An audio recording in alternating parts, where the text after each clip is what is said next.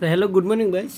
আজকে আমরা পড়বো যেটা পড়ছিলাম আর কি, কোশ্চেন সিরিজে পড়বো মোটামুটি একদম শেষের দিকে। আমরা এখন 6 নম্বর পড়বো, তারপরে 7, 8, 9 শেষ হয়ে যাবে। আগের কোশ্চেন সিরিজগুলো তোমরা দেখে নিও। তো স্টার্ট করলাম 255 পেজে।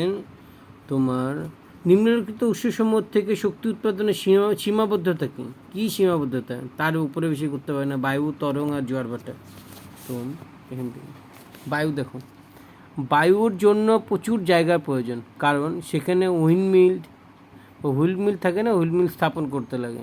15 কিলোমিটার/আওয়ার থেকে অধিক বেগ হইতে হবে, তাহলে প্রবাহিত হলে হুইল মিলটি কাজ করে। এই যন্ত্র খুব ব্যয়বহুল, মানে খুব দামি হয়। 15 কিলোমিটার উপরে হতে হবে, তাহলে আর কি হুইলটা ঘুরবে। এবার তরঙ্গে সীমাবদ্ধতা দেখো, তরঙ্গ যখন খুব উচ্চ হয় তখন ইহার ব্যবহৃত হয়, এর জন্য নির্দিষ্ট সময় এবং স্থানের প্রয়োজন। এবার ধরে নাও তরঙ্গ, এই যে ঢেউ, যখন তোমার এইভাবে ঢেউ হয়, এটা মেশিন টাইপের হয়। এই যে ঢেউ উপর নিচ হইতেছে, এটার উপরে তোমার কারেন্ট বানানো হয়। এটার সময় বা স্থানের প্রয়োজন, ওরকম জায়গা লাগবে। এবার আসো এখানে, জোয়ার ভাটার দ্বারা শক্তি উৎপাদন নির্ভর করে, সেই জন্য উপযুক্ত বাঁধ তৈরি করতে হয়। এবার ব্যাপারটা জোয়ার ভাটাটা কি? সাগরের জলপৃষ্ঠের উঠানামার জন্য। এবার জলপৃষ্ঠের মধ্যে ধরে এটা মেশিনটা লাগানো হয়েছে, এই যেটা।